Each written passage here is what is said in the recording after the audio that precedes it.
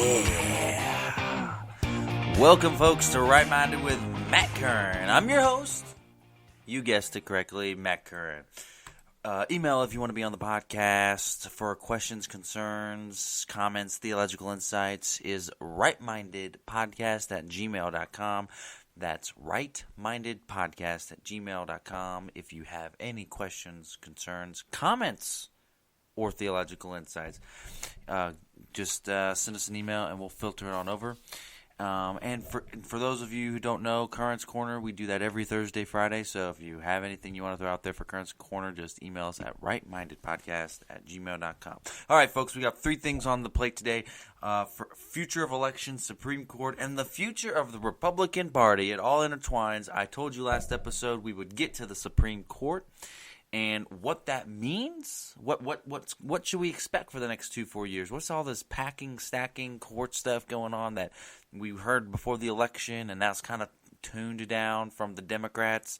Will they do it? Will they not do it? It's all about timing. Well, we'll start off with the future of elections, because we on the right, Republicans, are self-suppressing ourselves. Yes, I'm going to tell you right now, there was cheating in Philadelphia, Milwaukee, Detroit, Phoenix, and Atlanta. There was. There is evidence out there. There is video. There is affidavits. The Democrats, the media, everybody keeps asking, where's the evidence? Well, it's out there. Court hasn't heard it yet. I mean, for those of you who don't know what an affidavit is, that's an official document before the court in which a witness signs to validate that witness's argument. And it's if it's found out that you're lying, perjury. So we have all this evidence. We got videos, suitcases, irregularities.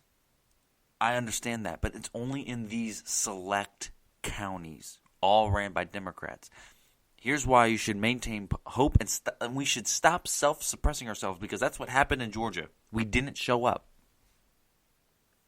And I don't want us not showing up in 2022 and not showing up in 2024. We are hurting ourselves. I understand the fight that President Trump was giving. It was a good, hard-given fight for electoral votes and all that jazz. And he should have kept going. He has the right to do it. No one's stopping him. No one says he doesn't have the right. But we've got to stop holding ourselves back, and we've got to get back to hope and focus. And I'm going to tell you how you do that. And first I'm going to explain why I think this. I understand for those who consume a lot of right media are going to think, there's no way. Our vote doesn't matter anymore. Yeah, it depends where you live. So let's take Pennsylvania. So there's, 100 counties in Pennsylvania. 99 of them are ran by Republican boards of elections or have county election officials, because everywhere in this country, all the elections are localized. Localized meaning the federal government doesn't have a say. I mean, there is some say, like you can't discriminate, you can't charge a poll tax, right? There's a macro sort of thing. And then the states put their little mini macro thing on it, like the entire state of Indiana shall have a voter ID if you want to vote. But the enforcement, the counting, the processing, all that stuff happens at a county or municipality level. And when Republicans control 99 out of the 100 of them, and all of our people are spread out in rural areas, right? What happens? We're not going to coordinate. First of all, that's not who we are, right? So we're not going to do that. But in Philadelphia or Milwaukee, you can't. It's so much easier to coordinate. Especially, by the way, when they don't let poll watchers in, which is unconstitutional. You have a right to poll watch. The ballots are supposed to be processed in a public manner. And a lot of these states, it's in their state constitution too. And we went through that. Philadelphia didn't let the poll watchers in. We don't know what happened. They turned off security cameras. They blame bursty pipes and all that stuff, so they go process it in private. It doesn't look good. It doesn't look good from that angle. But rest assured, if you voice your conscience over the next 2 to 4 years and force these state legislators to do something about it, because a lot of them weren't in session, and to hold these governors, to hold these secretary of states, to hold these judges accountable. And by the way, you can vote, depending on the state you're in, you can vote some of these judges out. Hold them accountable. Voice your conscience at work, at the playground. I don't care. Voice it. It's got to be more than vote your conscience. It's got to be voice it. voice it. And that's, by the way, Donald Trump's strength and what he has brought to the table for the Republican Party and for the conservative movement is voicing your conscience. Say it. Don't be afraid. No more of this silent majority crud. Voice it, folks. And that's how the future of elections depends on, is you showing up to vote, but getting others, changing the culture, voicing your conscience. So, and by the way, I know everyone's thinking presidential in their head as I'm talking about all these elections. Think congressional, too. The Republicans gained in the House, right, and the same with the Senate. That goes into my theory. It's not really a theory. It's more of a fact. That, yeah, so if you go back and look at the Electoral College reform episode a couple episodes ago, I talked about if you broke up the Electoral College by congressional districts like Maine and Nebraska do, 48 states do, winner take all, what you end up with is that there's no incentive to cheat with the Democrats. It doesn't. If in Detroit, Philadelphia, you break it up, Philadelphia can make it 100-0 Biden, 100% Biden, 0 Trump. And it wouldn't matter. They would still get that one electoral vote. The rural places, the places that have honest, or if they split some of the districts or whatever, it makes it a lot harder for Philadelphia, Detroit, or whatever, these big cities of globs of Democrats to carry down the state. And you can tell by these House districts, it's the same thing. So go out and vote. You can still vote in a House rep. You can still vote in a state senator. You can still vote in your governor. So go in there, 2022, 2024, vote. Don't be self-suppressed. Now, on to the Supreme Court. And then we'll get to the future of the Republican Party, which, by the way, we're going to be going 30 minutes every time now. I've got plenty to talk about, and our statistics are way up. We're growing already. So I think the number one thing to do is just increase the time rather than the amount we do them by. Because I thought, why would I do one more episode of 20 minutes? Why not just add 10 minutes to it? That's what it seems like the average span of one of these podcasts are. But the Supreme Court. So we talked about. I told you we would talk about it this time. I want to define packing versus stacking. There's two different ways, and it's going to be so confusing as you're looking at the media and people go, Republicans have packed the courts before, and Democrats might have done it one time, stacked the court, and blah blah blah. They're really the same thing. Here's how the definitions work. Okay, there's not really a way that one defines packing, stacking in this term, but you can either stack the court, and by the way, all this stuff.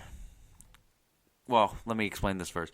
So you can put all your people on the court. There's a vacancy. You fill it with some pro-liberal, pro-conservative person, right? And someone's going to say, well, he's stacking the court with his people. Well, yeah, we've been doing that since John Adams and the Midnight Minute Act before he handed over the presidential administration to Thomas Jefferson and the Whig Party. So it's been going on since the founding of our country. It's honestly nothing new.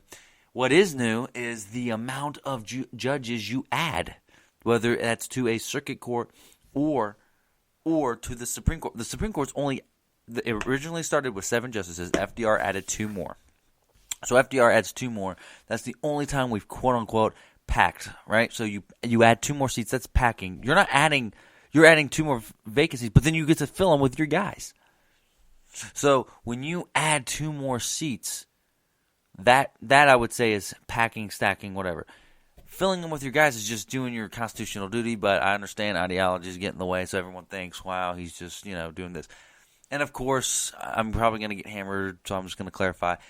Yeah, circuit courts, district courts, they have Congress and the president have edited it through time because, right, we had California, you got to put a circuit court out there. But it's all based on census data and amount of people, blah, blah, blah. It's always been pretty fair. No one really cares a whole lot about those. It's the Supreme Court. That's the big one.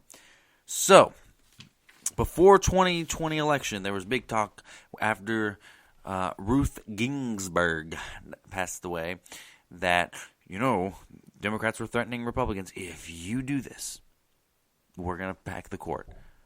Really? Okay. I mean, I personally like the same try. And a lot of us are scared because, they have elections, they have this, that. Folks, if they had elections, guess what wouldn't be in the news the last couple of days? It's been kind of under the radar. No, it's not like heavy news because the Biden administration has to take over. They're still focused on the president, blah, blah, blah. But liberals are pressing, according to Fox News Political and CNN, liberals are pressing Clinton appointee Supreme Court Justice Stephen Breyer, 82 years old, to retire.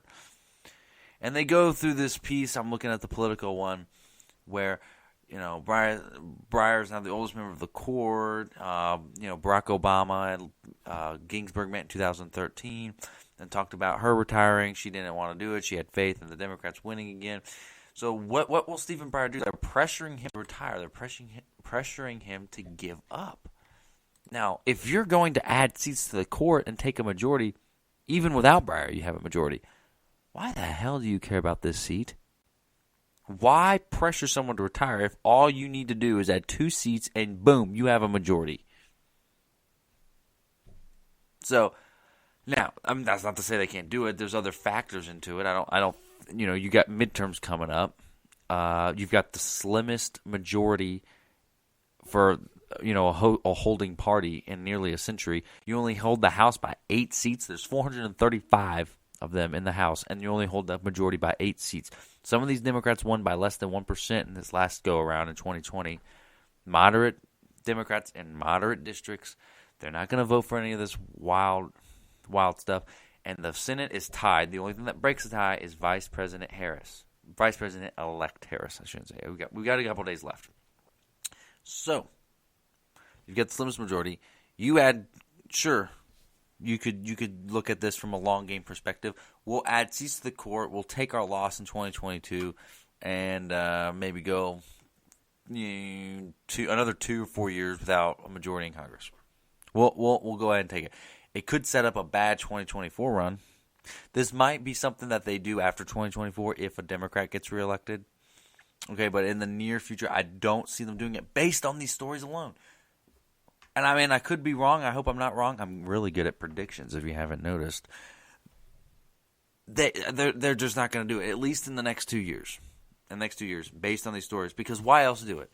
Why else pressure a guy to retire if you're not going, if you're going to stack the court? Why do it? Which leads me to the next segment, the future of the Republican Party. So we've got the Supreme Court fight out the way. That probably won't happen. Of course, if Stephen Breyer steps down, they'll fill a vacancy and they'll vote on it. You'll have, just like Sotomayor and Kagan, the Republicans will vote for it. But I don't know if half the caucus will even want to vote for him, knowing that this is now a Trump party, and you got 2022 coming up. These are going to be tough votes.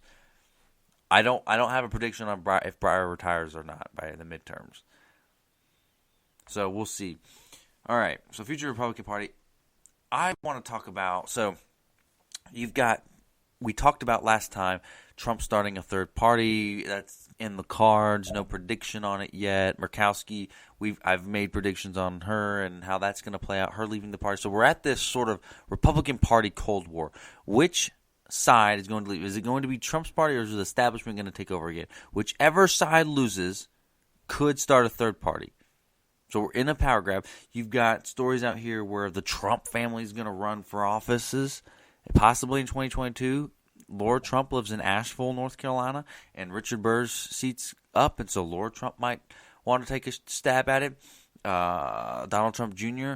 technically is a registered citizen in Wyoming. He owns a lot of land. He hunts out there with his girlfriend, Kimberly Guilfoyle. And not saying I don't believe this one, that he would run for a House seat. Usually you want the prestige of a Senate seat. Nobody goes down. You got the Joe Kennedy, congressman of Rhode Island, but it's been 50, 60 years since the Kennedys have really had any power. JFK's brother, Ted Kennedy, is a senator, or was until he passed away. Was a senator in Massachusetts. Okay? And once he lost the nomination to Jimmy Carter in 1980, because he challenged the President Carter then, 1980, he sort of settled into this idea of I'll just be a powerhouse senator and blah, blah, blah. And he pretty much was. And Joe Kennedy, the Kennedys just started going in the House seats, and now they're not really. And Joe Kennedy lost the Senate primary bid this last time around, so the Kennedy powerhouse is gone. The Trump powerhouse will remain to be seen. That's why I don't think Trump will challenge Liz Cheney, but he could challenge Republican incumbents and